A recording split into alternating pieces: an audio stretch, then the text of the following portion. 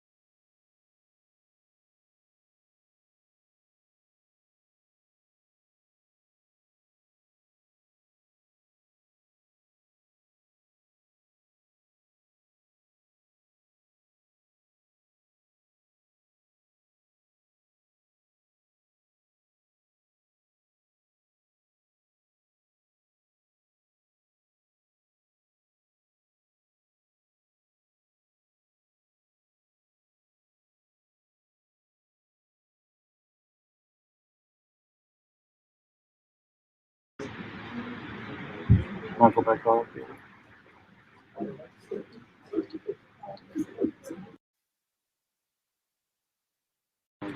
Picking up your phone.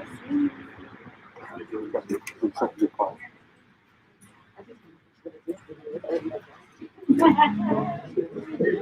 I only got a couple more jokes now. Hold on now. I'm here to help. Well, since we still trying to get all the technical difficulties out of the way, I know that we are going to be looking at a very impactful movie, video. So when it does come on, I am really excited to be able to share that with you guys. Because some of the things that they want to make sure, and I'm just going to be like the little people, because one of the things that they definitely wanted to talk about, and it's something that is really impactful for us that are coming to trauma represent, the normalization of trauma and how easily we ignore some of those things that happen because we feel like it's so very good.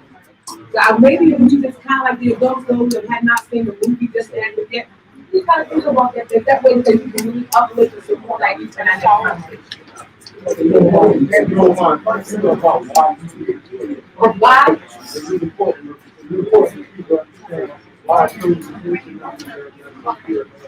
As the kids say, I'm a whole character, so you have to think that out.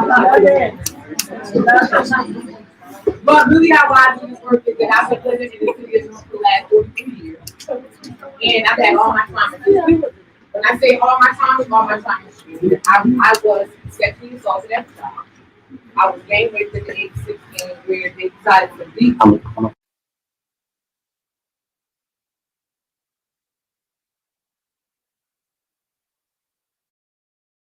Next one, I can say and I knew at that moment, I knew that I needed somebody who was going to be there for me. So I decided as I grew up, I started working for some special education because my older brother was special. She needed help. She wasn't doing it. So I said, oh, you know what? I got to learn how to be able to help her. I got to learn how the system works. So I learned nursing, education. And I said, you know what? A lot of my friends, a lot of my cousins are getting locked up. I don't understand. I started working in prison, so I can understand the criminal justice system. Then throughout the process, I said, you know what, it's not enough of this shit. I don't understand it all. I need to know more of these systems. So I started working in community programs because I wanted to be what I needed when I was. And subsequently, I have my master's in social work. I also took classes to certify in criminal justice.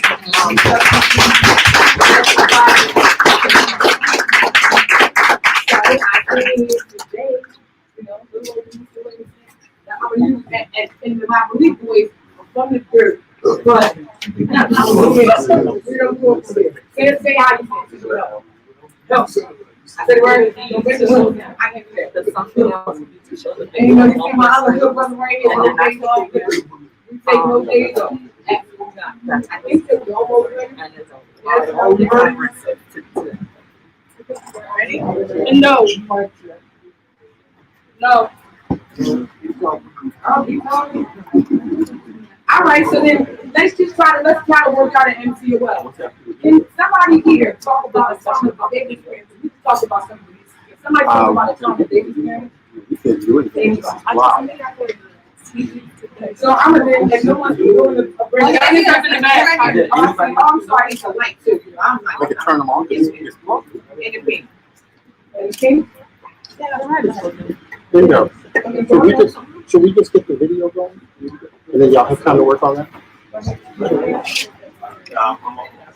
Hi, my name is Aisha. I love to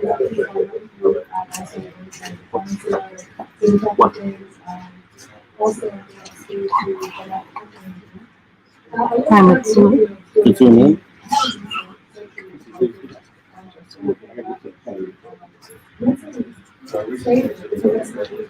What do you need?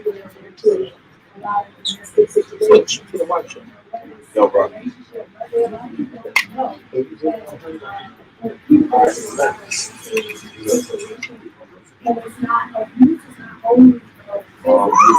My right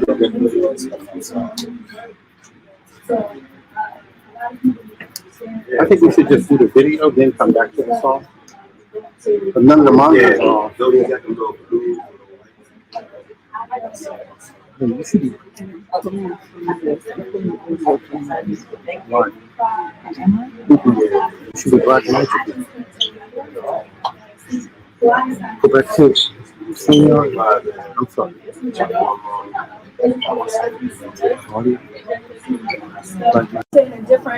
Different. You can hear me? I think your microphone is held wrong, because I don't think everybody can hear you. Why they turned it off? It's probably because I'm talking low. Oh, yeah? I think they might have turned it down and turned it off. Okay. I can talk loud. Okay. Because I Okay, sing so you're a good. singer, right? Yeah. On the diaphragm, like that's what you're doing. Yeah. Anyway, I do also love music. Also, my good brother, I just. We're gonna start the MTOL. That's not. This is not easy.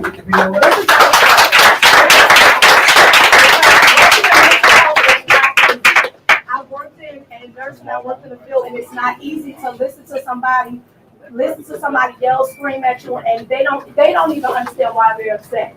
I've been in that scenario where I worked with people that just cry, that just yell, that want to give you a hug and don't know what to do. That's not easy. So he needs a big round of applause, because this is not easy. It's not easy putting this together. So my brother, I just want to tell you that I applaud you. What are you telling me? Yes, I am. My brother, I'm glad that I met you. I am so glad to help and be here for you. I'm one of the volunteers, and I will do anything to help you. I love what you're doing. This is not easy. The community definitely needs it, and needs it all around the board, but you got to start somewhere. So I thank you for all this. This is not easy.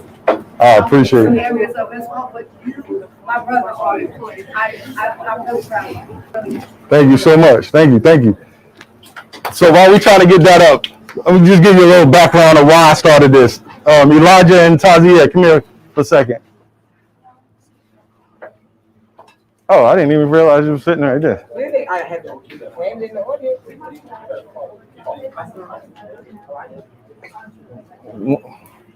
These are my live autographs right here.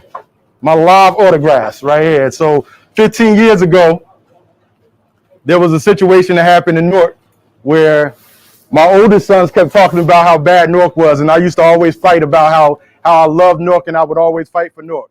And their mother had got to the point where she said she didn't want her children in Newark. So I would always fight for them to come to Newark. Lo and behold, the one time I brought them down to Newark, from Rollway down to Newark, we riding along Bergen Street right before we get to Clinton Avenue, and these guys was behind my car beating up on another guy. They came out of the driveway beating up on another guy, blood everywhere. My son seen this. These are my two youngest. My two oldest was there, and they was saying, "Dad, he got a gun. He got a gun." So at this point, I'm trying to get my sons out of harm's way. Just trying to get them out of that situation. We get to the next block. I seen the police on the corner. I told the police guy what was going on. He made a big U-turn and start coming back down Bergen Street. We heard a gunshot go off. I never knew what happened that day, never wanted to know. But when that gunshot went off, I got angry and started yelling and screaming at my sons. "Don't ever let me catch y'all on these streets. You see what just happened? Blah, blah, blah." I'm going off as a parent because I'm afraid for them at this point. My 14-year-old son at the time says, "Dad, you always talk about being part of the solution, not part of the problem. What are you doing about it?" And I was stuck. I did not have an answer for my son who just asked me what was I doing about it. So I vowed from that day forward that I would never be in a situation ever again where somebody asked me what was I doing for my community and I not have an answer. So I started a nonprofit organization, and 15 years later, look at me now. I never stopped, gave up all working in corporate America to do this work. And here it is. For the last 10 years, kids have been growing up in the hub. Growing up in the hub. Not the Boys and Girls Club. I'm not taking anything away from the Boys and Girls Club. Not taking anything away from the Boys and Girls Club. But to me today, it's not enough. It's not relevant enough to what our youth needs. So I said, okay, I'm going to build what we didn't have. And we was able to take it right here on Prince Street. Anybody know about Prince Street? It was known to be negative, right? I can't hear you. Okay. He's coming up now? Yes. Well, I'm going to bring the mayor up, cut my story short. bring the mayor up so he can say a few words to you guys, because it's an honor to have him in the place, and I really want him to be able to hear Angel because he loved this song. So I'm gonna bring the mayor up really quick. Thank you guys. I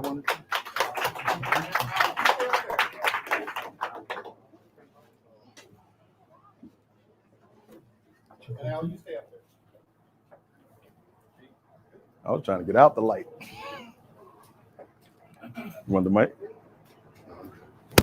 You need me to have it or something? Yeah, it'd probably be good. First, I just want to congratulate Al Tariq for the work that he's been doing in the city for so long. It's finally coming to a head. You know, he's getting the acknowledgement that he deserves, the expansion that needs to happen. People are seeing lives being changed and him engaging youth in our city. He's doing great work. I can attest to that, and we try our best to make sure that we stay plugged in. Full transparency, I didn't even know he had all of this stuff back there. So the last time I came down here to lay a track myself, for brother called me to come over and do something. So I went back there. I was like, Jesus, you got all this stuff back there, man. They had looked like he had Charlemagne the God back there doing it. But it was serious, man, and I was surprised and excited at the same time that the brother is doing real work in this, and he from this community. He believes in this city. He believes in the young people here. People see so much negativity going on. People need to see somebody doing something the right way, doing something positive, and making something real about it, and having the connections that you have, brother. So I appreciate it. And trauma is real. Yes. So we need trauma recovery. Trauma is real, right? All of us have experienced trauma. If you grew up in these neighborhoods, there's no way in the world you have not experienced some form or level of trauma. You don't know what it's called or how you deal with it, but it's trauma, right? The amount of violence that you hear, that you see, the things that go on in your neighborhood and your community, it's difficult not to be traumatized from it, right? I grew up in Newark. I've experienced trauma myself, right? So as an adult, I'm still trying to recover from trauma, right? Trying to find ways to deal with my own personal trauma, right? Because when you don't deal with trauma, then you act out on other people, and because they make all these things available to us, guns, drugs, and everything else, that trauma explodes. It explodes in high schools, explodes in hallways, explodes around just Maplewood, explodes all over the place. The trauma is real. Right. So we have to deal with it. And so that's why I appreciate Al Tariq. Anything that we can do, we're going to support it and make sure that this thing is successful. He's already successful. All he needs me to do is help toot his horn and blow it out loud and make sure he gets some money over here so this thing can grow, right? That's some air. So keep doing it. Keep supporting the brother. He's doing great work. And the whole family over here at the Hub. Shout out to the whole family at the Hub that's doing the work over here. Love y'all. Keep pushing, man. Do the right thing. Appreciate you, Mayor. Appreciate you. So are we ready to get into the show? Is that thumb? All right, let's go. Angel, superstar, let's go. Keisha, don't think you're getting away.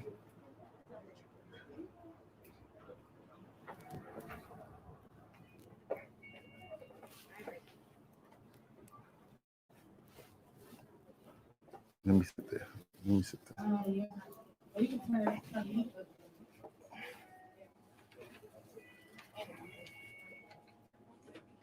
I'm good. Well, yeah.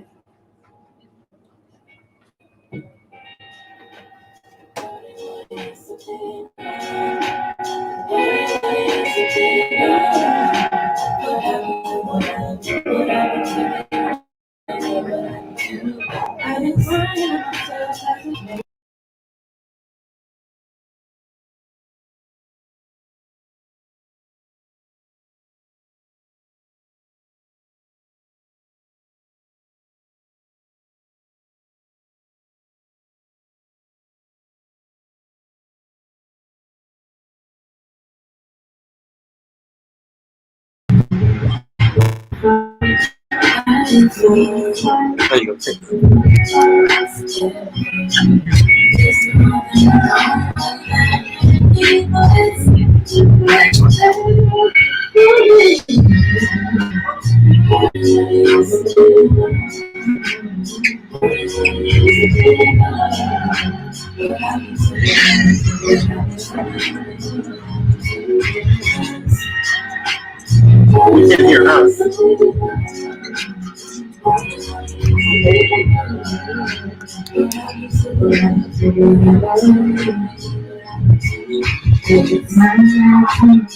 No, but you bypassing this, nothing I can do about it.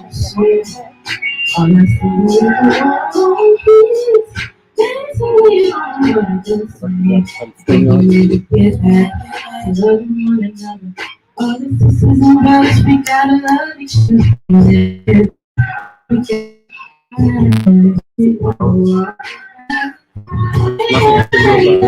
over my limit. It's trying to break this one.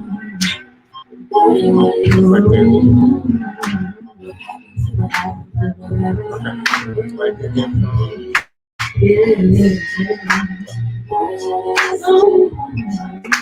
Hit that one.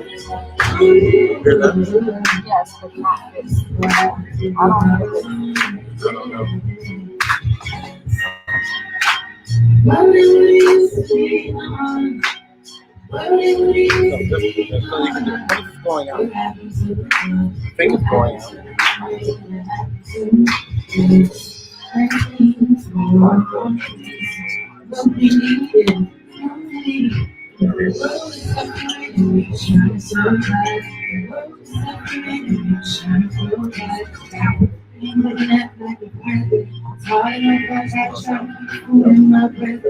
Do me a favor. StreamYard, close that out. Go right here. You drop down menu. You on this shit? So we can see if we get anything down.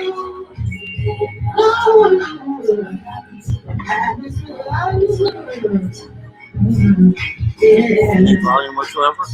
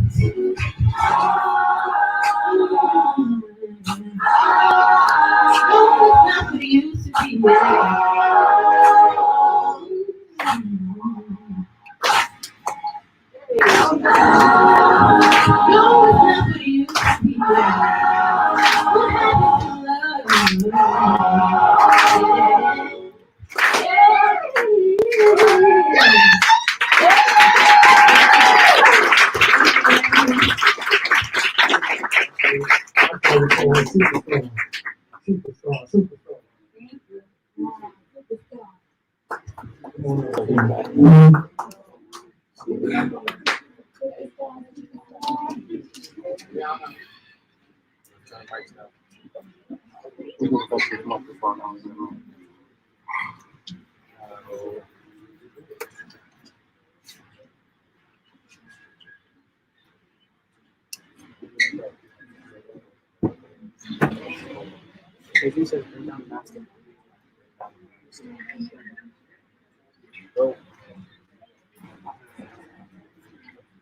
Yeah. Okay.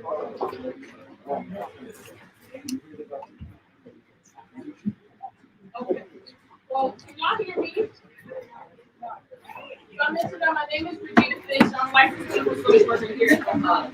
I also work as the chief operating officer. One thing I usually say about myself, a little bit of background on me, I am not North DNR. Full disclosure, I am not North born and raised. I picked North as my place to live for the last 21 years. I came here in the year 2000 when I started college. As a student, I picked North of all places, sight unseen, because it was close to New York City. I have family in Jersey City. It seemed like it would be a good look. And I fell in love with the place. This is my home. I was raised in a place called Camden, New Jersey. There's a lot of space in between North and Camden, but not a lot of distance. Has anybody ever heard of Camden before? Right. So it's not a lot of difference. There are people who are in need there as well. The needs are the same. I come from servant leaders. My mother is a preacher. My stepmother is a teacher. So all I learned was service. So I became a social worker. I just don't have it here. And It's just all throughout, teens became my favorite people very early. Because I was in youth development programs when I was a teenager. It's the thing that got me out the house. If I wasn't at the school, if I wasn't at the church, I was at my program. It was safe to be there, and there were adults there who cared about me, who listened to me, and heard my stories, and had me encourage me to write it down, all of that kind of stuff. So that's why I dig into this model of youth development. I've always wanted to be a part of a place where art, that therapy, that safety. So here we are. We're gonna start to do this thing called My Thoughts Out Loud. As soon as we got two TV up. At this point, we do have tours available of our TRC in process. We have two board members here, Emily and but can give you a tour if anybody wants to see that.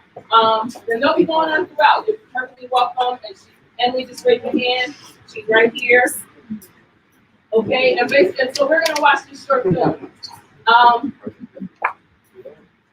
This is called Live for Something, and the lyrics of the chorus are, you gotta live for something or die for nothing. Right? Does that resonate with anybody? Does that resonate with anybody? Raise your hand if that makes sense to you. You gotta live for something or you're gonna die for nothing.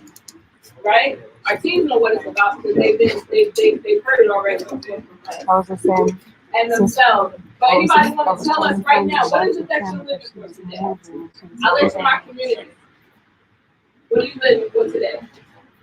You live for the next generation. What's your name? KP, thank you so much. Anybody else? I'm living for my family. You're living for your babies. Thank you, Christine. Anybody else? What are you living for today? Y'all in this hot box with us, you must be here for a reason. Go ahead. You're living for service. What's your name? Jada, and your service brought you all the way to New Jersey from Louisiana. Have you ever been to the Northeast before? To New York. Okay, it's a long road, but it's a little different. It's different. It is. Anybody else? What are we living for today? Living for freedom. My independence. People tell me that I'm very independent. And they say it like but you're living for your today? Taylor, thank you so much. Yes, Taylor. Hi. One of my incumbent interns.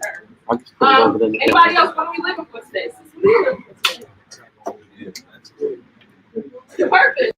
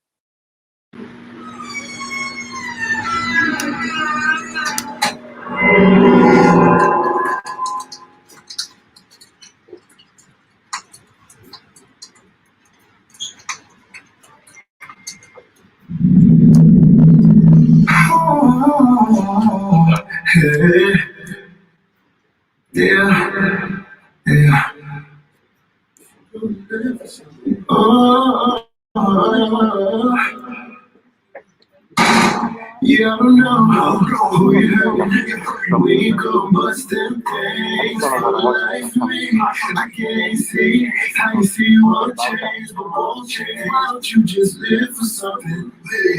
Willing to die for nothing. You can live for something, live for something, willing to die for nothing, die for why don't you just live for something, live for something, willing to die for nothing, die but you can go and live for something, why do you wanna die for nothing, yeah.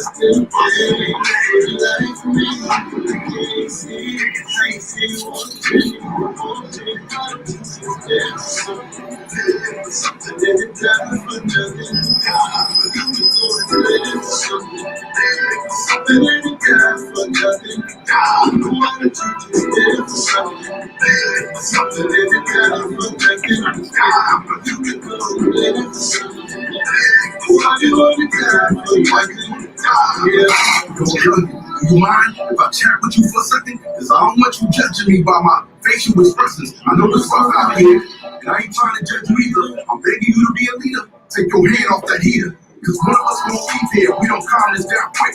I'm worried about protecting minds and those that's innocent. The woman and baby brother, they supposed to be off limits. I got a lot to live for, and I ain't trying to let you in it. Let's agree to disagree. Let's live and talk about it. Cause ain't no guarantee you're gonna be the one that walk about it.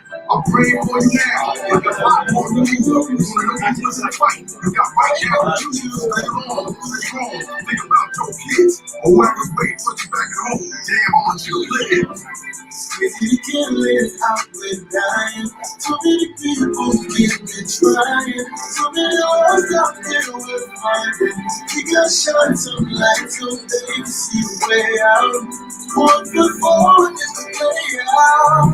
Really don't know who you have that thing trailer. You can live for something. You can live for something.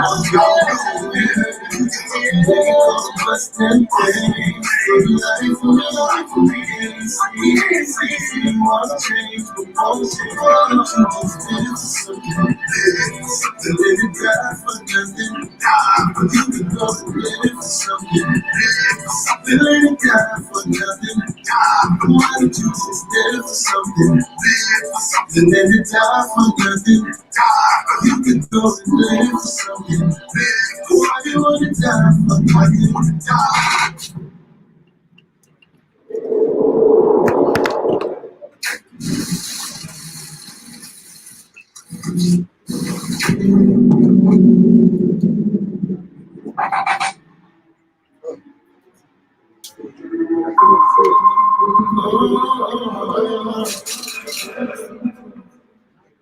Yeah, I know, yeah.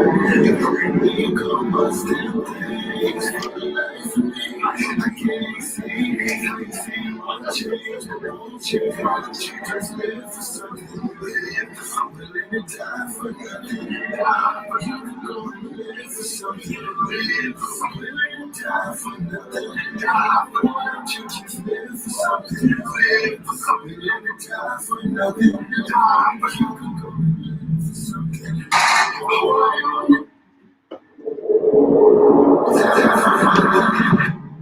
Hey, yo, sis, do you mind if I have a discussion with you? Cause I wanna make it clear that that's not love and we hit you. I was a little child when my mom was confused and abused. When you got kids, you gotta be mindful of that. Maybe you choose, we see it all, and feel it all. The pain we don't forget, we get traumatized and flashbacks sometimes that you got hit. So I'm begging you, I know you ain't feelings, but this could be your killing. I want you to live, queen.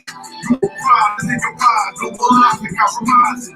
Being victimized, I want to live no matter what you did. Pride, you survive. God ain't finished with you, that's why you still alive. Realize you have a calling on your life, tell your story. Courageously courageous, can y'all do that for me? I'm begging y'all, please, won't you live for something? Too many of all women go and die for nothing. We come busting things for life for me. I can't see how you see you won't change, but won't change. Why don't you just live for something? Live for something, willing to die for nothing. Live for something, live for something, willing to die for nothing. Why don't you just live for something? Live for something, willing to die for nothing. You could go and live for something. Willing to die for nothing. Yeah. So, yeah, chill. Yeah, that was good. That was good.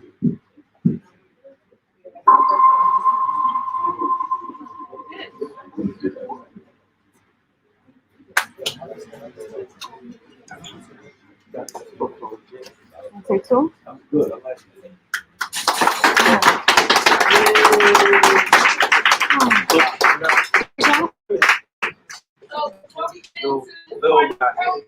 Little lie. We're gonna have a little bit of. This week on Legend, we have But I also Police wanted to Department just Deputy Vice President Walter on the Melton. laptop. Thank you.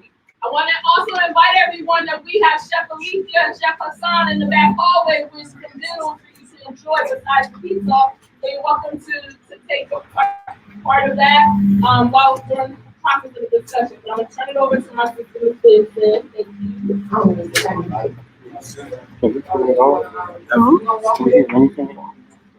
All right. So now we're going to start the way I usually play, right? I do that.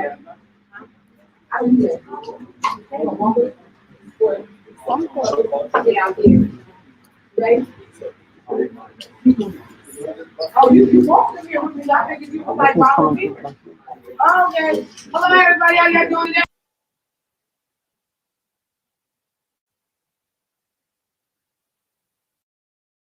My name is Denise Williamson, and I'm so very excited to be here with you guys today. I just want to go over a couple of things with you before we really get started. I know some of you may know that the HUBB mission is to educate, educate, and empower. And we do that by,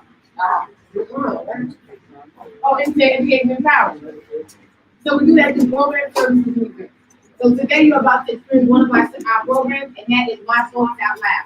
My Thoughts Out Loud is a youth-based program. We do allow adults to be inside our space. So with that being said, we'll give you one number today. Come on up. Come on up. So with that being said, I want to start the conversation with something. Now, adults, we've already agreed that you know the non-judgmental space. We already read Diane. You already agreed that you can allow them to support you, right? So let's go. This is for kids. This is Simon. That's the medic space. Thank you. All right, hello everybody. My name is Tazier Best, and helping out here today. Been here since like 10 with the rain, helping set everything up. It's kind of tough outside, but as we all saw the video, right? Round of applause for the video. Now, as Mr. Nisa said before, that we want to talk about the normalization of people's trauma. How many people, raise their hands, how many people watch that video and have seen something in their life that pertains to that video? All right, a lot of us. And a lot of times we see that in our lives and we see it as like, that's just another day in the life, when that should not be another day in your life. It should not be that, oh, this happened. It's like, all right, I just gotta move past it. No, it's trauma. You gotta deal with that trauma, you gotta cope with that trauma, because it's not something you should be okay with, right?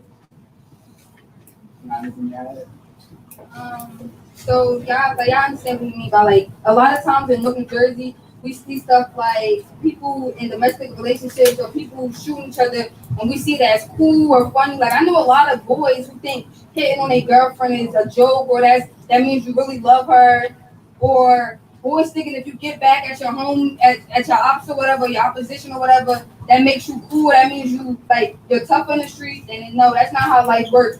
You should never want to see another person there. You should never want to put your hands on a female when you got a female at home. You came out a female and you feel comfortable putting your hands on one. Round of applause. Now, I want to ask a question to the group. Raise your hands. Do you want to talk about it? Anybody want to share their trauma? It could be anything. It could be anything. Some small, some big. Domestic violence or gun violence. Anything that you feel as though is traumatic. No, that's all right. We gotta keep shy, people. Good evening, everybody. My name is Malik Brooks. Actually, I grew up right here on Prince Street. I've lived on Prince Street pretty much my whole life. As I said, my name is Malik Brooks. I grew up right here on Prince Street. I grew up in building 178 all my life. I'm a member of the Juvenile Awareness Program. Many of you may know that as Lifeless Group. Right here on Prince Street, I caught a case, and I was actually one of the first juveniles in the state of New Jersey that got tried as an adult at the age of 15. And part of that trauma, like I said, I was sentenced to about 35 years, in which I did 17 and a half. And I joined the Juvenile Awareness Program, the Lifeless Group. And, our focus is extending ourselves to juveniles and prevent them from going through the same thing that we went through. All right, so how did that make, going through that situation and trying to cope with it? Have you coped with that trauma? Have you dealt with that pain? Absolutely. Like I said, well, number one, I pretty much educated myself in the penal system, and it made me want to get into, like I said, to help another human being. All right, thank you.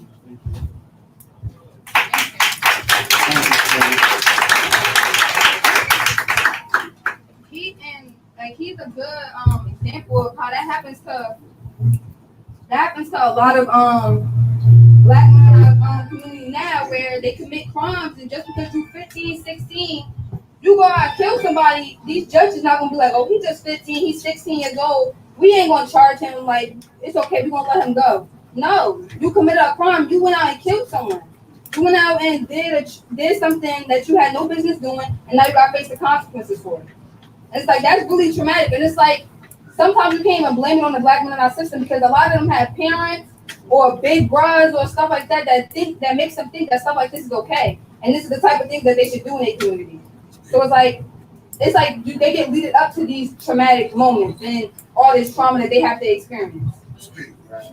Now we want to move on. All right. Now we're moving on to domestic violence, and now we talked about violence between the peers, your family, friends, relationships. Now we're moving on to, as you saw, there was a gang violence. It was like people trying to take out other people, and certain communities, we all this community gets together. As saying goes, it takes a whole community to raise somebody. We all in this together. You see somebody doing something, you step up to it. As you saw that Mr. HUBB over here came up to him and was like, the quote is, take your hand off that heater. I want you to be a leader, take your hand off that heater, right? And that's taking that leadership role and introducing yourself into somebody, because a lot of times, as we said before, that some people just need a hug. They need somebody to say that it's going to be okay. They need that figure in their life to tell them that I'm here to listen to you. I'm here to talk about your pain and what you've been through. And that you don't got to go down a certain road because you feel that you have to or you need to. That there are options in your life. That's good crowd. Anybody else you want to share? I know that over the years, as I study, I noticed that suicide is a really, really big problem in the nation, in the community, all over everywhere you go in the world, because people are suffering. Not only are they suffering from domestic violence, not only are they suffering from police brutality, not only are they suffering from someone that got killed or trauma, they're suffering a mental disorder because of being in the Army or the Navy. They're suffering from, as the sister would say, I forgot her name, I'm looking at her name, Denise. Sexual abuse even as a child, and they never got therapy. And that's why I commend this brother for opening up their book, because so many people, they don't have insurance, or they don't know who to go to, they're embarrassed to speak out and say, this happened to me. So they don't make it, they give up, they commit suicide. It's a really big, I think it's 900,000 numbers of people that's committing suicide now. With the pandemic, grief, loss of family members, can't see their family members. Working in the hospital, I've seen people crash and burn because they can't visit their family members. That's a big issue as well. People have died in the hospital care and they couldn't visit their family members. Do you know how it is to die by yourself? I had to sit there and somebody tell me I'm not gonna die there in the hospital. I worked in the hospital for a long time. That's the worst thing that you can do. You had to literally sit there with this person like that's the only family they know. They're not gonna see their daughter. They may die before they even reach a family. And they died alone. That's the worst feeling in the world for a daughter or son to hear that their mother died and they couldn't be there. So that's going on. That also plays a big factor in all of this. Yeah, you are very right. It's like a lot of times, like people don't understand that a lot of trauma that happens in our community, like just get overlooked. A lot of our parents or like our friends tell us to just forget about it and stuff. And want to circle back to domestic violence. Domestic violence is not only men hitting women; it's women hitting men too. It goes both ways. And I have seen in my own eyes, women feel as though if their baby father doesn't want to be around them no more, the second best option is bashing his tires and hitting him upside the head with things. And it's like, no, and ain't like being angry black women, like a lot of stuff like that happens in our community also. You know, I appreciate you, Lisa. There is another trauma that nobody really speak much about as far as the black boys in the community, like the domestic violence. Yes. I'm talking about the different weird retarded type domestic violence. You know how when they told us, like they was telling us to get a diploma, but we ain't really see the benefits of having one. Right?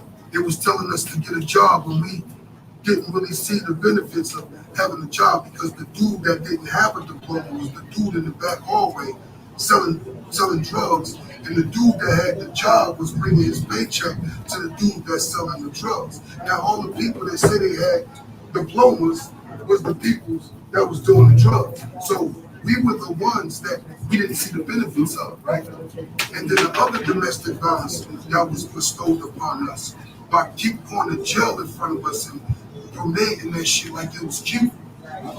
You heard me sending them pictures home. You heard me? Like a lot of us little young boys look forward to doing that. I could go, one more thing. The domestic violence of how we saw brothers come through and make babies with our mothers and then left mommy to fend for herself. The trauma we dealing with because we grew up doing the same shit. So now it's time for us to address that. That's a great point. Let me ask a couple of the kids that are here today. How many things that you feel like you've seen inside your household, even inside your community, that you sometimes repeat because you've seen it to be so normal? Anybody? That's a question for boys and girls. Go ahead, Quayan. Fighting? Like you see, you grow up around people all the time, you go out and you school, but you don't have respect. You like your friend and your family sometimes. Say Shaheen? Alexis? Doing drugs or smoking. Mm-hmm. One of my oldest, my family as a whole, like they always do drugs and they were always smoking. Mm-hmm. My older sister, she kept on being a drug addict. My aunt, she kept on going to rehab back and forth for doing drugs, drinking. And back and forth, they thought it was cool, part of my family. So one of them ended up having an overdose and dying. Yeah, like stuff like that. A lot of stuff we see in our families And it's like, and we start to do it ourselves. It don't have to be in your video. Sometimes it don't just be family. Sometimes you don't look up to a family member like you look up to a person that's older than you. Sometimes you feel like you have to do it because that's all you see. Okay. Thank you. Yeah, I was just gonna. My name is Ugo. I'm from Baton Rouge. Oh, thank you. I appreciate you guys having us here. So one thing that I notice is a lot of similarities in the situations you guys face up here and the situations in Baton Rouge, which means that these things aren't limited to space. And so what tends to happen is that because we're as a community, we're in survival mode and everything. Sometimes we don't zoom out and look at the bigger picture. So that sometimes factors into a lot of these cycles kind of continuing and everything like that. So that's about that. Hi, my name is Jada. I'm from Baton Rouge as well. Hi, how are you? Good. I actually have two things. So like not my house where I live at now, but like a lot of Black kids, I lived with my grandmother for a really long time. So in my house, it was the way you communicate with people is like, if you're mad or even if you're excited, You cuss. Like, I don't need a mic. You curse. So I didn't realize how bad it was until my mom had my sister, and she's 5. And the way that my mom talks to her versus how I was spoken to as a child when I was in the house with my grandmother, although I didn't see it as like bad, I would literally burst into flames if I knew whoever it was that would talk to my sister that way. Just because I know how I turn around and I talk to people now. I actually got in trouble for it. I'm at LSU now. And, people are watching you for, certain things you get into certain organizations and everything. She didn't want it. Oh, it went out. It went out. And so but I had to start watching how I spoke to people. I really didn't see a problem with it until I got older. I really didn't even realize I was doing it. But honestly, besides that, it's just the emotional abuse that Black women in my community went through, feeling as though that they need to do everything on their own. And although it doesn't sound traumatic, it just sounds stressful.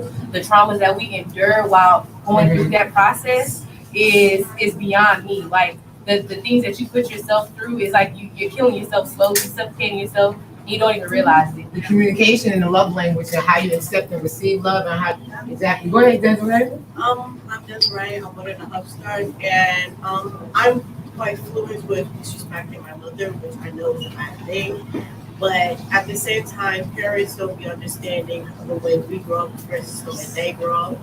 It's completely different, and sometimes she don't want to be listened to me. I have about 4 other siblings. And she don't really be like communicating how I wanted it to be or how I understand. So we get into a lot of fights and a lot of arguments. You want me to bring the book on? I want to say I'm Nicole from Baton Rouge, and I think we have a huge challenge as the people who practice the healing work, right?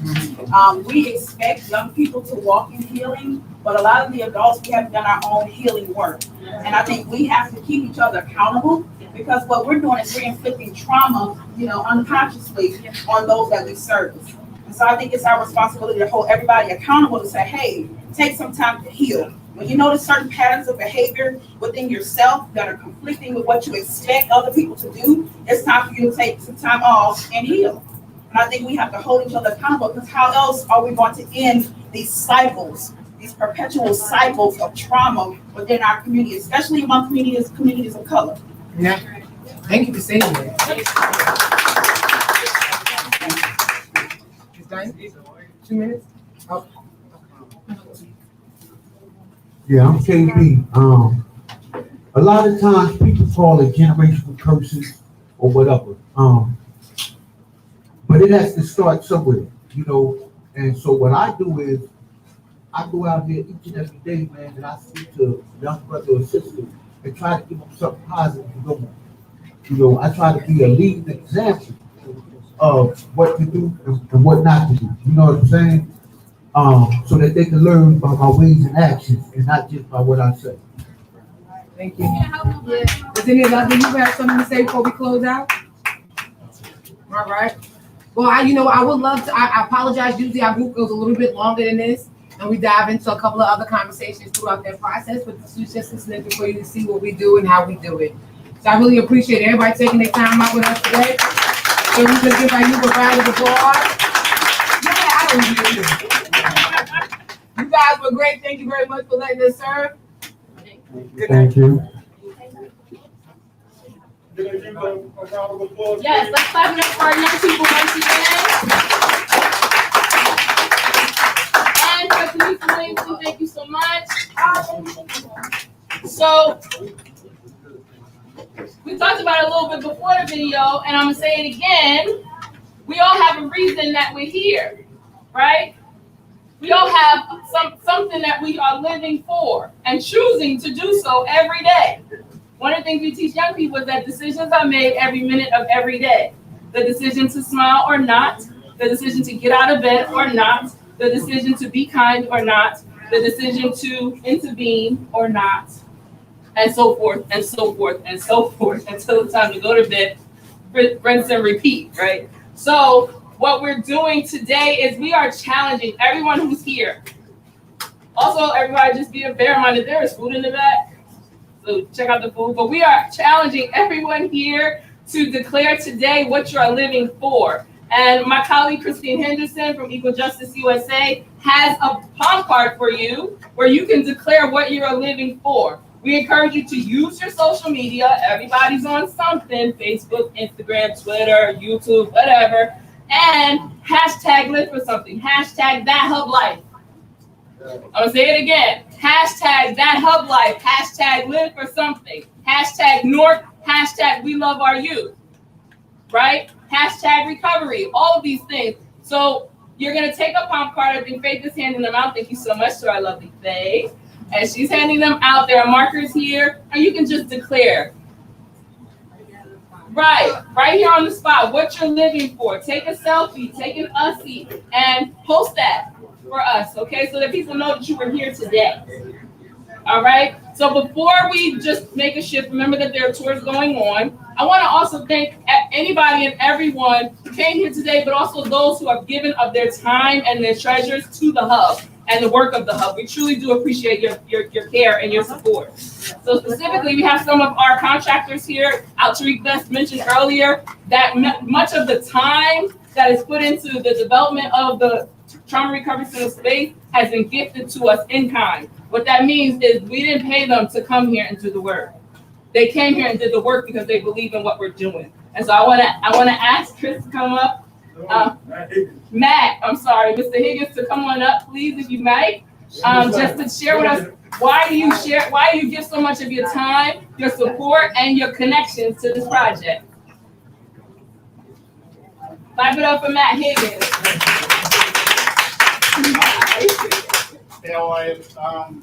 Real quickly, I met Brother Al Tariq about 3 years ago. There was another company that was in place that was going to do this work, and unfortunately that went away. And unfortunately, at the time I met Al Tariq, and I met him, and quite simply, I believe in what he's doing. I believe in what you guys are doing. I see the need, and I'm committed all the way to the end. I want it to happen sooner than you all see it happening, but we actually just talking to Emily in the back. For the first time, I would say about 2 weeks ago, I could see and from the commitment from the contractors, the money that people are donating, their time. So we finally have a path to the end. I was hoping this would actually be the ribbon cutting and we're holding the next store. Right. But that happened sometime this summer based on the commitment of people around us. So I'm happy to be part of it. I believe in the cause, and I thank you guys. We couldn't have planned the pandemic. We couldn't have planned the construction freeze. Right? So we could, We're still here together. but we're still here together. We're still working hard. So Well, that's what I believe in. I believe in the community, I believe in my family, I believe in this community. Oh, appreciate that. But thank you for staying up here because where you go? Oh, he tried to Andrew Davini right here, the architect. yeah. From the very beginning, that believed in it, that pushed it, that drew it out, and made it plain to see how it could be done. I appreciate you, man. I had to bring you up here. Woo! Was it 8 years now? Thank you. Please give them a round of applause, man. I'm glad they came. I had to come up here and bring him up here.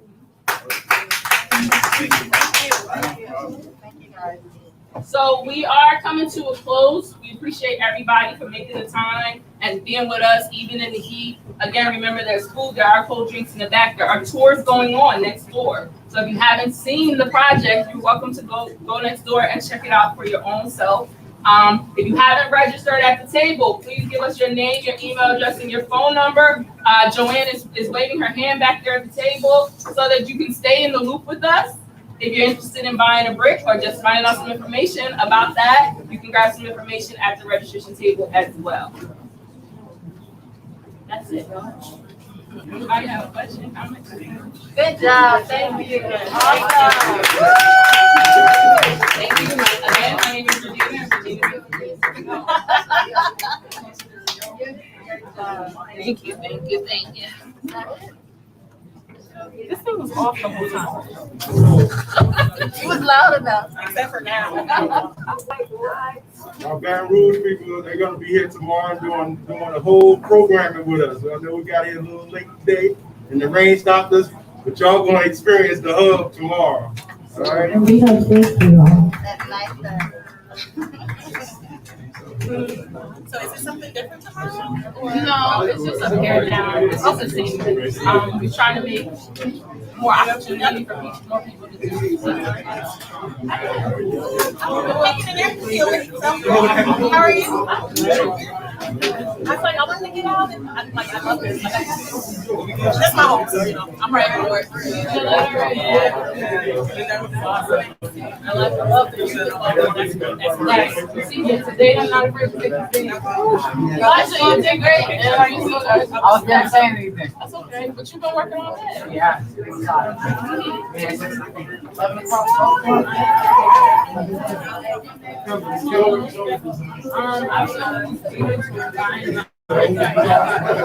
I'll see you.